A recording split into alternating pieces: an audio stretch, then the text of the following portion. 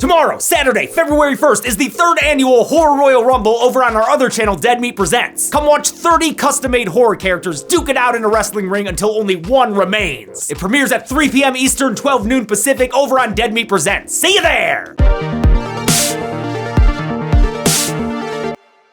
Welcome to the Kill Count, where we tally up the victims in all our favorite horror movies and show you how they were made. I'm James A. Janice, and today we're looking at 28 Weeks Later, released in 2007. After 28 Days Later made over 10 times its budget, producers started zooming towards a sequel right away. It was initially pitched as a prequel called 29 Days Later, which would take place during the initial outbreak. There was an idea that it was to take place in the 28 days between the original outbreak and when the first film started, and it was all going to be about a team of British Marines trying to rescue the Prime Minister and the Queen. But the final concept went in the opposite direction, taking us many weeks after the outbreak to a clean, infection-free London. As the end of the first movie showed, people with the rage virus eventually starved to death. This sequel takes place after that's happened en masse, as London attempts to repopulate. Unlike the eerie isolation of the first film, Weeks features a whole-ass colony of survivors. Makes the movie a lot bigger, but to keep things grounded, it hones in and focuses on a family, one that may hold the genetic key to a rage cure. But of course, thanks to human error, it's not long before the rage virus is up and running again. Literally. After way more weeks of practice, can the infected score more kills? Let's find out and get to them. The movie begins with dinner prep for candlelit pasta paired with the finest vintage vino. You're in luck. Drinkable. It's still early on during the rage virus, more like 5 to 6 days later than 28. Husband and wife Don and Alice are holed up in a cottage where they can't even kiss without getting interrupted. They're there with other survivors, elderly cottage owners Jeff and Sally, token grump Jacob, and Karen, who's gone totally Barbara since the recent death of her boyfriend. Doomsday dinner is interrupted by a knocking. Who's there? Don, it's a kid! Kid who? No, seriously, who's the kid? Don doesn't want to undo their barricading work, but eventually lets the boy inside. I love the reveal that this dark, dingy scene has been taking place in the middle of the day. That's just how good they are at barricading. The hungry pasta muncher makes himself at home as, wait a minute, I know that little pants pisser. Don begins to question if it was a good idea to let him in. Sam? I'm gonna go with no. The housewarming party gets started with forearm devours as Karen is pulled outside for some namen. By the time Jacob pulls her back, she's already rageful. She nearly pukes on Jake, but Don saves him by bashing her head in with a crowbar. Ah, great, now that grout is a biohazard. More infected pour into the house as Don fights them off, giving the other survivors a chance to escape. Alice and the kid get separated and head upstairs, while everyone else makes it to a barn. Jeff fails to Hodor and is overcome by the wave of infected. Jacob makes it up to a loft, but Sally takes too long mourning her husband and joins him as a result. Just as a reminder, within this franchise, we don't count infections as kills. A person who contracts the rage virus isn't technically dead and could theoretically be cured one day. It's different than zombie movies where a person dies to become a zombie. Because remember, the infected aren't zombies. A lot of people call them zombies, but they're infected. But fine, call them zombies, I don't care. But hey, Hawkeye says you can still call them that. Don manages to crowbar one intruder to death, but he can't stop the onslaught of rabid ragers. He heads upstairs to get Alice, but his Braveheart wife refuses to leave the stranger boy behind. Puts Don between the rage and a hard place. Don! Help us! Oh, holy shit, he does not! Instead, he hardcore parkours the fuck out of there. Damn, Don, dude, that was your wife. And some kid. As a reprise of the kick-ass In the House in a Heartbeat plays, the house gets overrun behind him. Not even Necavision can make Don look back. He is hell-bent on surviving. This epic opening scene is what everyone remembers about this movie, and no wonder. It kicks ass. It was partly shot by Danny Boyle, director of the first film, but his work was mostly second unit. He was too busy with Sunshine to direct the whole movie, so he recommended commercial director Juan Carlos Fresnadillo, based on his debut feature Intacto. It was the Spanish director's first English language film. Why me? I'm not Londoner, I'm not English, I don't know the city. But they were looking for somebody who introduced, you know, a kind of fresh vision in the concept. That fresh vision had assistance from OG writer Alex Garland, who helped with rewrites and on-set dialogue changes. Don makes it to the dock where Jacob's getting ready to cut loose. He hijacks his pleasure cruise and sorta kinda condemns him to death. Ha, classic Don. Jacob must have swapped spit with a mare zombie because he gets infected, so Don turns his old chum into new chum using the outboard motor. As he gets away, Don's left saying what we're all thinking. Oh shit, oh shit, oh shit, oh shit. Man, I love how intense this opening scene is. It perfectly demonstrates how fast things can go from quiet dinner to full-on shitstorm when you're up against the rage virus. A series of time jumps catches us up to the current day. The infection have been starved out and NATO has moved into the UK, led by American military forces. Mainland Britain's now virus-free, so we'll count all the infected folk we saw in the cold open as having died from starvation. That includes Jeff, Sally, that kid, and 31 rage zombies. Yep, had to count each of those bastards individually. This is gonna be one of those kill counts. The people of London are attempting to rebuild their city now that it's been title card. London at large still needs a few Lysol wipes, but NATO's set up a nice little timeshare on the Isle of Dogs, which isn't actually an island. It's a peninsula on the River Thames, and also a Wes Anderson film. Refugees have started returning to the city with the latest batch including Andy and Tammy. They're Don and Alice's kids, who were in Spain on a field trip when the virus broke out back home. Thank God they sold enough Yankee candles. The kids and everyone else arriving have to live in District 1, aka the Green Zone, a sonic-sounding protected area they learn about on a tram tour. We have hot and cold running water, 24-hour electricity, a medical center, a supermarket, and even a pub. Hey kid, pay attention. She's about to do a funny bit with Fallon on the TV. The Green Zone is played by Canary Wharf, a building complex on the Isle of Dogs that's part of London's Central Business District. Fresnadillo shot for 9 weeks in the UK's capital, shooting mostly in the city and East London, with a week in Hertfordshire for the opening cottage scene. I'm probably saying that wrong, sorry. Andy and Tammy are the first ever children to be admitted into the Green Zone. It's an unwelcome surprise for Chief Medical Officer Scarlett. No one told me that we're now admitting children. They're so sticky! The issue is swept aside by her no-nonsense boss, General Stone, who says they can handle any virus resurgence. If it comes back, we kill it. Code red. Scarlett is played by Rose Byrne, who horror fans know from the Insidious franchise, but who is also an incredible comedic actress. Look no further than Spy and Get Him to the Greek. I'm talking about my asshole. Stone is, of course, Idris Elba, a British actor playing an American general in a British film. Makes sense of that. He was previously seen on the kill count in Prometheus. The passengers disembark in the city, where Don train spots his kids for a tearful reunion. He's done well for himself since his, divorce. He's become this place's station officer. This is AAA, access all areas. That's me. I basically run the place, you know? Damn, he's got a sweet gig, a literal suite to live in, and he never has to think about that time he abandoned his wife to die. What happened, Dad? To Mum? Ah, well, 2 out of 3 ain't bad. Don mostly tells the truth, but lies and says he saw actual biting take place. Doesn't mention the whole running away thing either. So much bullshit, his wife interrupts the movie to complain. I tried to go back. But, you know, kids are dumb, so they fall for it. Good job, Don. Smooth sailing, as long as you don't have a breakdown or anything.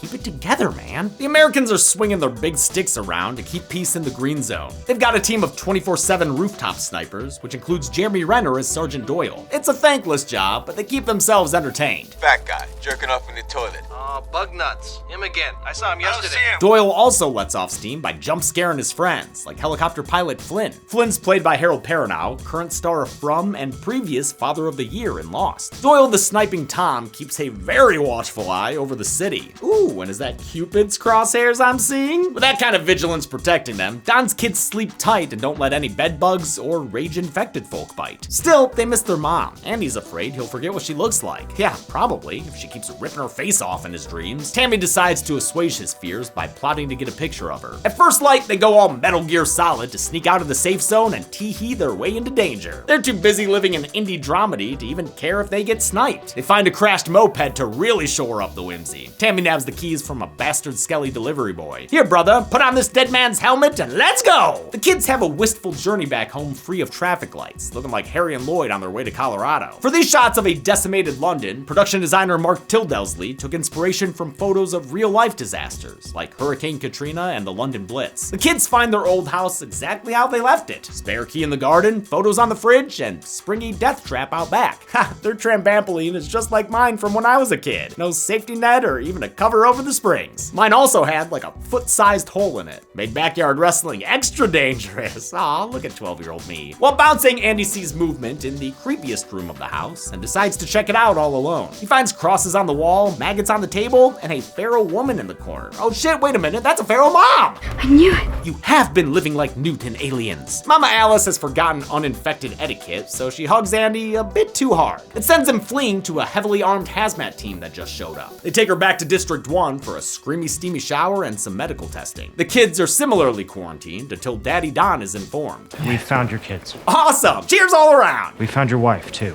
Oh, that's super. That's great. Seriously. As you might expect, his kids aren't thrilled about being lied to. You said you saw her die. Don says he didn't use those exact words, which, is true, but like I said, kids are dumb. They don't care if you're technically correct. But science backs up the Donster. Alice was bitten and really should be dead. There's no question, sir. She has the virus. She's infected. As it turns out, she is infected, but she's immune to its effects. She's an asymptomatic carrier, someone who has a disease and can spread it, even though they personally don't suffer from any symptoms. Scarlett believes that Alice's genes might help them develop a cure. Alice and Andy's genes, actually. They both have heterochromia, an inherited trait that gives you different colored eyes. General Stone is like, sure, nerd, do whatever tests you need to. But they probably should have protected this potential scientific miracle a little bit more. Because in waltzes Donnie come lately, abusing his clearance level to visit his wife. He may be a coward sometimes, but Don's given a lot of humanity thanks to Scottish actor Robert Carlyle. I'm so sorry. I'm scared.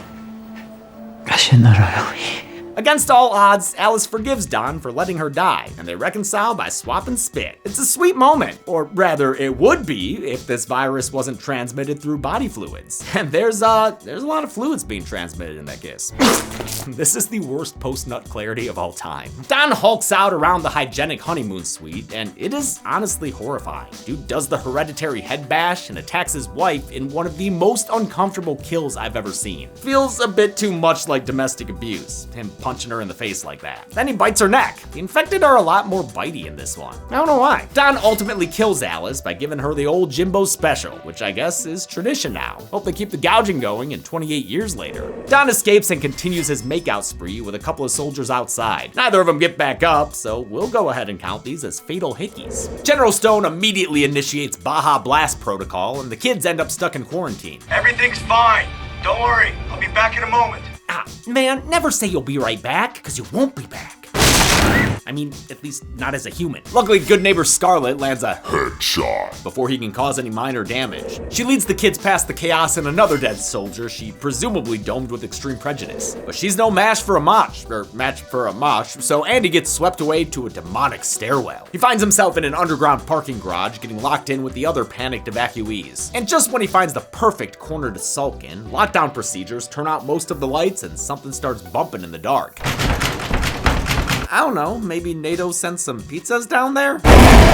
Nope, it's just that damn undeadbeat Dan again. Hector Carlisle's no stranger to people eating since he was a cannibal in 1999's Ravenous, which we covered on the podcast. He'd already worked with Boyle on Train Spotting and turned down the role of Major West in 28 Days Later. What sold him on the sequel was the family unit and Fresnadillo's emphasis on the inner lives of the infected. Not that they were easy to play. Playing an infected person was, I wasn't really looking forward to it, to be honest, because I know that it's difficult, with contact lenses and covered in blood and stuff like that, so you're kind of aware that from the outside that it looks great, but when you're actually doing it, it's hard work, Yeah, it's not just as simple as making zombie noises, Rose.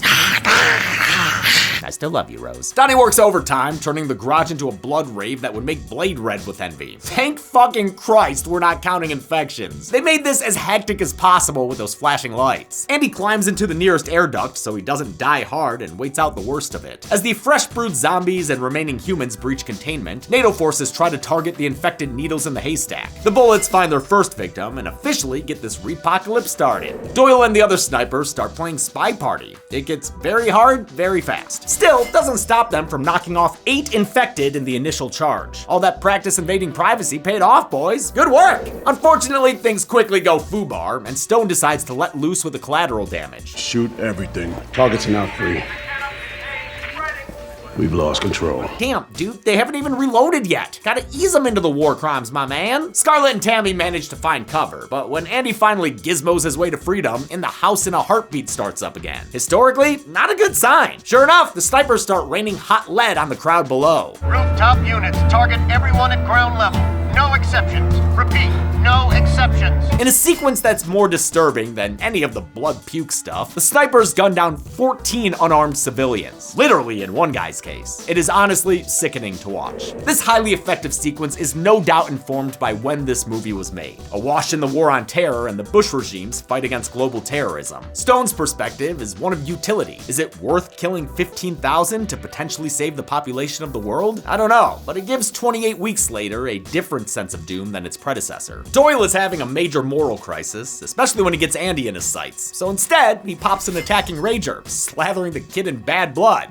Don't get that in your mouth, little buddy. Doyle nabs a sadder kill when he mercy murders his buddy who's getting ravaged by the infected on another rooftop. A wide shot of the carnage gives us 54 more bodies to add to the count, not including the collateral we've already counted. I think anyway. It's kind of hard to tell what's going on down there. Really wish Doyle would scope in for a better look, but he's officially decided to get the fuck out of Dodge. Amidst the chaos, Andy joins a group of survivors hiding in a nearby warehouse. They thankfully include his sister, and also that lady he just met. He lets Tammy know their father won't be joining them, which is a bummer. Honestly, this whole place is like the capital of Bummersville. Luckily, Doyle shows up and offers to take along anyone who wants to escape with him. Why aren't you at your post? Aren't you? Hey, you two, save the sparks for the company Christmas party. He leads Scarlett, the kids, and some other meatbags on a nighttime trek out of the green zone. This nocturnal mission was shot day for night, like a lot of the first film. It helped the city look more abandoned, since the real London had all its lights on at night. You can spot some untreated footage in the original trailer. It's one of many ways cinematographer Enrique Chediak tried to maintain the grit of 28 Days Later, even though their cameras were a lot sleeker this time. Enrique did a lot of handheld. I mean, he got beat up every day. Blood always on the camera, it's always covered in plastic and right in the thick of things. Doyle calls on his eye-in-the-sky Flynn for a traffic report, and it is looking like quite the jam down there. The air cab, they just got their orders. They're firebombing all of District 1. Oh no, someone saved Jack Quaid! Flynn tells Doyle he only has 4 minutes and directs him to a pickup point outside the city. Only problem is, some of Doyle's co-workers are still clocked in. A hail of sniper fire kills 2 of the red shirts while the rest of the group takes cover. Scarlett takes a hit to the leg. Scarlett, you're turning scarlet, Scarlett! With time ticking away, Doyle tries to use a less important character as a distraction. This guy named, this guy named Sam. Sam's none too keen to go for it without any plot armor, so Andy saves the guy from a kill count graphic and rope-a-dopes the gunfire himself. It gives Doyle the opening to kill his colleague with a single shot. Damn, good thing the best sniper in the green zone is the one who's quiet quitting. The survivors head underground as the military starts firebombing the city. Really stretching our limits here, but we'll add 44 kills to the count, as infected and survivors alike are roasted in the flames. Although, should I be counting all these zombies? Because even the overcooked ones still have some bite left in them. And don't get at me about how they mentioned 15,000 people in the green zone earlier, because we can't say all of them were killed here. Consider Don. He stays untoasted, unlike his home memories. He's not the only one either. A really weird slide transition, seriously, what the fuck is happening here, reveals that hordes of the infected have managed to escape into London. For the firebombing, Fresnadillo envisioned the napalm flowing through the city streets like water. Less wall of fire like Independence Day, and more like the flooding in The Day After Tomorrow. To achieve the effect, special effects supervisor Richard Conway built quarter-scale miniatures of the city. They set them at 90 degrees and burned them vertically to create the illusion of flowing fire. That footage was then combined with aerial plates and blue screen footage of stuntmen by visual effects supervisor Sean Matheson. A fireball nearly cuts the movie short, but our heroes make it out unharmed. They take refuge at an extremely British carnival, where Scarlett and Doyle get a chance to debrief. She tells him that Andy's genes might hold the cure for the rage virus. He tells her how much he misses his favorite store. It's not a target anymore. Flynn interrupts their budding situationship to let him know they've got an incoming infected horde. He takes the helicopter to a nearby farm to pick him up, but he's only expecting a party of 1 and refuses to honor companion certificates. He's okay with a little light treason for a friend, sure, but not these randos. As they negotiate, Sam panics and finally makes a name for himself by hopping on the choppa and fucking everything up. The commotion attracts the nearby infected, forcing Flynn to take drastic measures. Come on, you fuckers! In an impressive aerial maneuver, Flynn uses the chopper to blend up 54 members of the approaching horde. To quote Red vs. Blue, this doesn't seem physically possible. But who cares? Look at all that infected viscera fly. A lot of this group kill had a practical base to it. Tons of wires, pyrotechnics, and literal tomato juice. I love it. Fresnadillo wanted the sequel's infected to have more guts, and the same animalistic rage as the first film's chained up private mailer. They brought on movement specialist Paul Casey, who had played an infected in 28 Days Later. Following that film's lead, Casey auditioned performers with movement backgrounds like gymnasts, dancers, mimes, and circus performers. They ended up with a batch of 60 who attended an infected movement workshop run by Casey. It makes them scary and interesting to watch, even if Doyle can still one-shot a couple infected while they're running away. He's just that good. Impressively, Sam's been holding on this whole time, but now he finally falls to his death.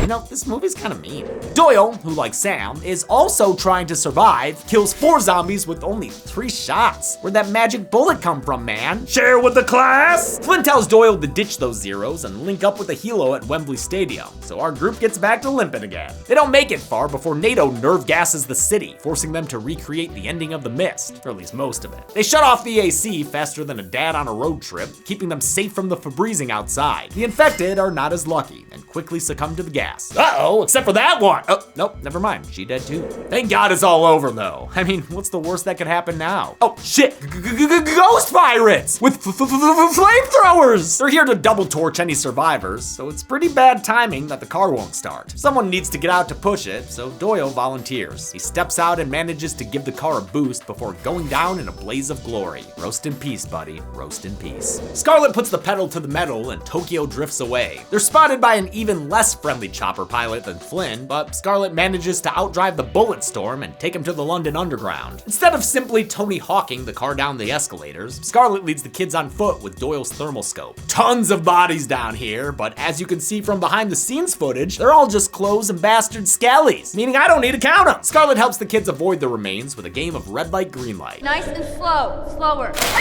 Yeah, they have fun here. Despite her directions, Tammy makes a boneheaded move and tumbles down the stairs with her brother. Scarlet finds her, but not Andy, and while looking for him, they run into Don, who has somehow managed to track them all the way across London. Damn, that is persistence. He proceeds to beat Scarlet to death with the rifle. Went all Hell House LLC there for a minute. He lets his daughter live to confirm the kill. Andy's wandering by his lonesome when he's cornered by dear old dad. Tammy arrives in time to see him take a bite out of her bro. Good on actor Macintosh Muggleton and his Harry Potter-ass name for one of the most painful screams I've ever heard. Because of the age and inexperience the part called for, he was the first actor cast. We started with the kids, really, because they took the longest time, because you have to find them. A lot of searching in schools and stuff, and we found this great kid, Macintosh. He gives Andy an authentic haunted quality, even before the zombies show up. Tammy arrives, and the disappointment in her eyes reminds Don so much of Alice, he gives up gnawing on Andy just to kill her, you know, for old time's sake. But Tammy proves she also inherited her mom's guts by spilling her dad's all over the station with a gun. Tammy is played by a 17-year-old Imogen Poots, who would later be the festive final girl in the remake of Black Christmas. Fearing the worst, Andy tries to get away from his sister before he turns. Am I one of them? But he's not only inherited his mother's eyes, but her immunity to symptoms too. Lucky them. Together, the siblings walk across post-apocalyptic London to Flynn's pickup spot at Wembley Stadium. They couldn't film at the real Wembley since it was undergoing renovations, so they shot this scene at Millennium Stadium in Cardiff and digitally altered the footage. Flynn's not thrilled to be babysitting, but you know, what's he gonna do? Go home empty-handed? Then who will tell everyone about his sick helicopter skills? They fly over what's left of the burning city and out to sea, towards Europe, where everything is still a-okay. Haha, psych! Andy must have forgotten to wash his hands after eating a baguette or something, cause looks like Paris is ground zero too. This ending is great, but the movie originally ended with the peaceful footage of Flynn's abandoned chopper. Late in production, Fresnadillo decided that wasn't punchy enough. 2 days before Final Cut was due, they flew to Paris and shot this scene illegally with local actors, tacking it on just under the wire. Honestly, great call. After all, a movie with this much death can't end that nice. But how much death are we talking here? Let's find out and get to the... Okay. Let's see, where am I?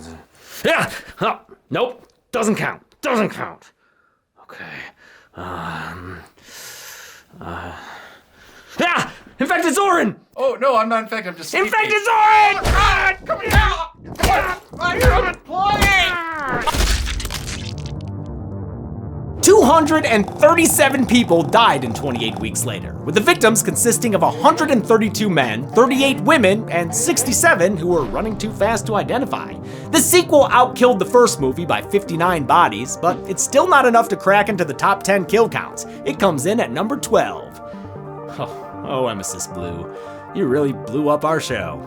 With a runtime of 100 minutes, 28 weeks later had a kill on average every 25.32 seconds. I'll give the golden chainsaw for coolest kill to the chopping spree. It's like something you do with your toys as a kid, but with an actual helicopter and so much goop. The machete for lamest kill goes to the infected that got nerve gassed. I mean, I get that that's how it works, but when every other kill is pretty cool, just sort of passing out is boring by default. And that's it. 28 weeks later was released in 2007 to solid reviews, but a lower box office than the original. We'll see how the franchise continues this year with 28 years later. Until next time, I'm James A. Janice. This has been the Kill Count. On the next Kill Count. Psst, over here.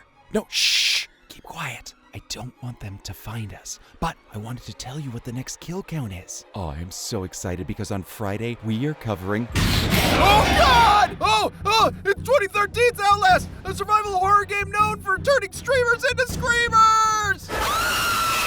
You play as Miles Upshur, a journalist investigating the abandoned Mount Massive Asylum. Innovate.